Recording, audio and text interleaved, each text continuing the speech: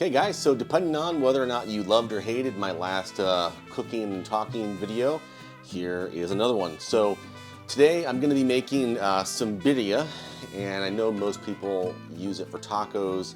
I'll probably just be putting it on rice. I mean, I might grab a few tortillas and make tacos with them on like next weekend if it survives. I generally make a big pot of rice for the week, and so I'll probably end up just putting the meat on that.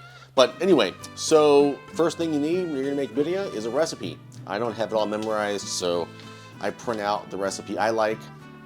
One thing to note is that because I've been packing, some of my spices were put away, so I'm missing a couple of things that should be in the birria, but I don't currently have. And so I'll tell you right now, I'm missing thyme and I'm missing bay leaves.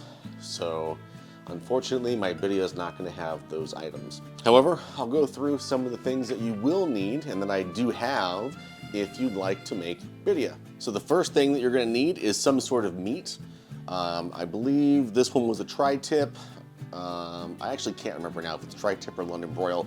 I basically just got the cheapest big hunk of meat I could find. This one's about 2 pounds. Most recipes are built for a 4-pound chunk of meat, but I'm just eating it myself, so I just got the 2 pounds. The next thing you'll need, 2 cups of water. Then we have the dried guajillo chilies, the dried ancho chilies. We've got garlic, and we've got beef bouillon.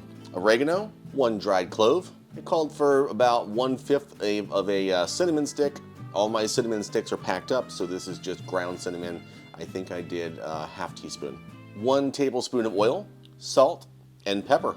All right, so the first step in this process is to toast the chiles, and it says to have the griddle or pan hot and then move them around for about 2 or 3 minutes. So here we go. The instructions specifically say not to burn it.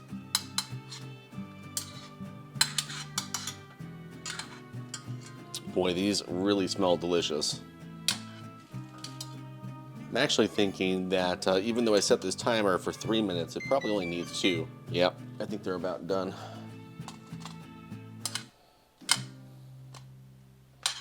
All right, so the next step is that we're gonna be heating 1 cup of our water.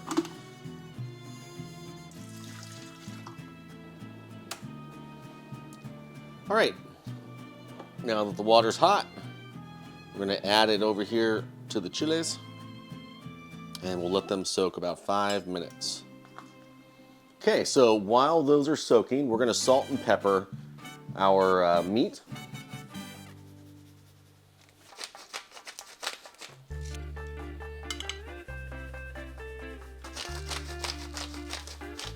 Now we're gonna go ahead and add the oil to the pan. And then we're just gonna sear the meat on both sides. Hopefully it doesn't smoke too much. Normally I would use a cast iron skillet for this, but my cast iron skillet is put away.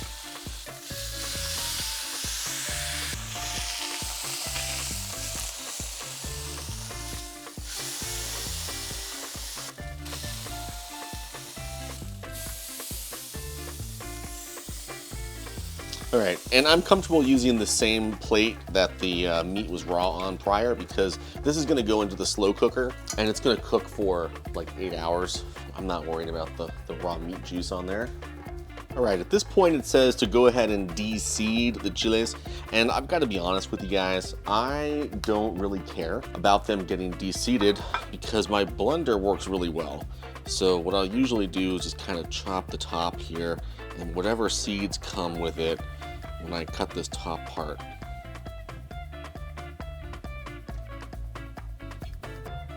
There's the garlic, the bouillon cube, cinnamon, clove, oregano, and the water.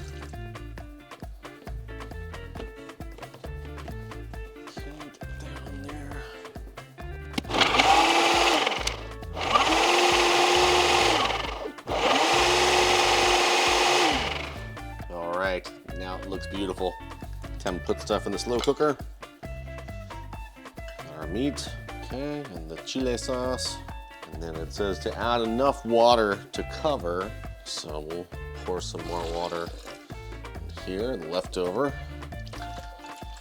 Get as much of this chili out as we can. Okay, it's pretty close.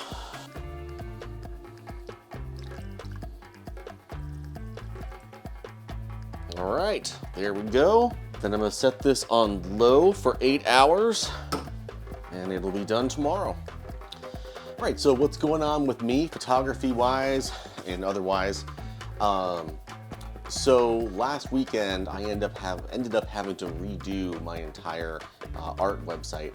I know in the last update I gave everyone, I mentioned that I was revamping my websites to kind of split them up based on the type of work that I do. And so I had done that, but unfortunately, the website for my art stuff was coming up for renewal, and they were trying to charge me $400 for a year of hosting, which is astronomically high. So what I ended up doing was moving my entire website to a new host. However, when I first started, this was my very first website ever, and so I used Wix to get that started. Since then, all my other websites have been through WordPress, which is a much more flexible system. But my very first website was my art website, and it was through Wix. And one of the reasons I kind of hesitated for so long to migrate it was that they don't actually allow you to transfer everything over. You have to basically just recreate the website, and I didn't want to do that. Well, they forced my hand because I wasn't going to pay nearly $400 for a year of hosting. So I ended up spending most of last weekend redoing my website on another host. So if you guys want to go check it out, I'd appreciate it.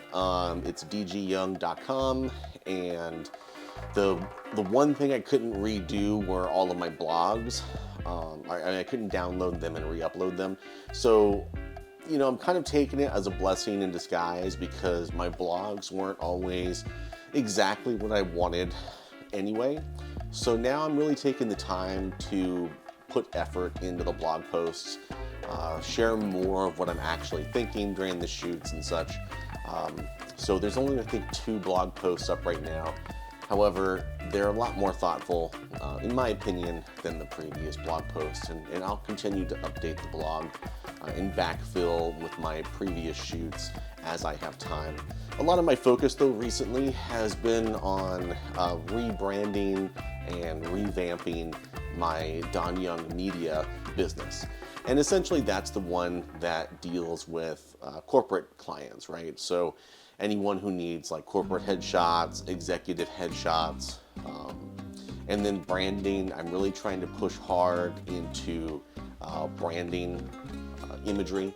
It's something that I've been really interested in for a long time, and I just haven't done as much of it as I want to. So I think that that's another area where I'm trying to develop the website, develop my messaging. I've discovered that on Adobe Express, which comes with the subscription to Adobe that I have, not only is it a replacement for Canva, and maybe Canva does this and I just didn't know about it, but through Adobe Express you can actually schedule social media posts as well. So I'm able to create templates, infographics, thumbnails for my different videos and such, but then I can also schedule out my posts, which is really helpful for me because I try to stay pretty busy and I've got a lot going on in my life. And so when I have a day that I can just dedicate to cranking out content for marketing purposes, it's really nice to be able to go ahead and schedule it, because in the past I've been able to create the content, but then I'm sporadic at posting it because I've just been busy with other things. So having the ability to schedule those posts out has been really helpful. And I think I have about 3-4 weeks scheduled right now of content, but I'm still trying to develop more. I saw someone on here, one of the people that I worked with before is starting a new business, and so I reached out to her and offered to help with their promo images, their branding images, things like that, as well as video. So I'm hoping that works out because it's always good to be able to provide samples of successful work that you've completed when you're doing these things. So that's sort of what's been going on the photography front. Oh yeah, and you know, again, so I've been revamping my own branding and such on my website. So even though I'd already completed my Don Young Media website, I went and updated it as well. So if you guys want to check it out, I'm always happy to hear input on my work. So if you want to go check out donyoungmedia.com and tell me if there's anything really terrible about the website that pops out to you or anything like that. I will say that you know, it's always nice to hear that people like my website or like my work, whatever that may be. However, it doesn't really help with improving. You know, so I'm very, very open to any kind of criticisms that people have of my work. I'm not a web designer by trade, so you know, I'm sure there's something I can be doing better. Feel free to let me know. Now, I will say there's a lot of thought that went into the website. I was trying to match it up to a bunch of the principles that I've been, you know, that I know are effective with these types of things from a marketing standpoint. However, that doesn't mean that I'm right. So anyway, if you guys look at it, you see something you think could be changed, feel free to shoot me a message. Personal life-wise, I went and got a quote on my truck because I think I'm gonna go ahead and sell my truck. It's, you know, I've had the thing for, you know, a long time, since 2008, and it's got 203,000 miles on it at this point, and more stuff is just breaking. So since I'm getting ready to sell my house and move up to Portland, the plan now is I'm gonna go ahead and sell my truck and then just use my motorcycle to commute, so I'll have to get that fixed. But that repair is gonna only be like $300, I think, and then it's a paid off motorcycle, so each month all I'll have to pay is $24 a month in insurance, really. So I think that'll help me cut down costs too. Now the downside is I'm not going to be as mobile with all my gear. You know, I do have a backpack. A long time ago when I first bought the motorcycle, I bought a backpack that could pretty much hold all of my photography gear. So I do have some ability to get around and go on location, but I've primarily been a studio shooter anyway, so I never really ended up using it much for that. Plus Arizona is so hot most of the time. It wasn't convenient to ride the motorcycle, but the air conditioning had gone out in my truck, so I was gonna be hot in the truck or hot on the motorcycle. At that point, it didn't really matter which vehicle I used. So I think I'm gonna stick with riding the motorcycle for a few months while I wrap up packing at the house. Yeah, so life is lifing. Hope everyone is doing well, and I hope you guys enjoyed this cooking and chatting video. All right, folks, so it is the next day, and it's time to put the birria into a container and shred it. Oh my gosh, it's falling apart as I try to put it in here. Ah!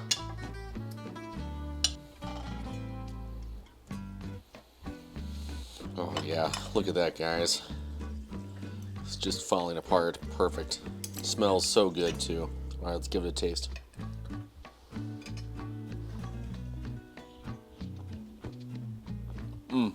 Oh yeah. That is fantastic. Can't forget the consommé. So we grab a couple things to hold this because it's going to be super hot. Pour it all in there. Yeah, boy, there we go. Look at that. I am stoked for this week. All right, well, that's the end. It is 4:53 right now. I've been up since 4 a.m. I've got folks coming out to do the termite treatment today at 6. So I'm gonna get my day started, but I hope you guys give this recipe a try and have the ingredients that I was missing, because even though it's fantastic like this, obviously it's good when you can use all the ingredients. Anyway, take care.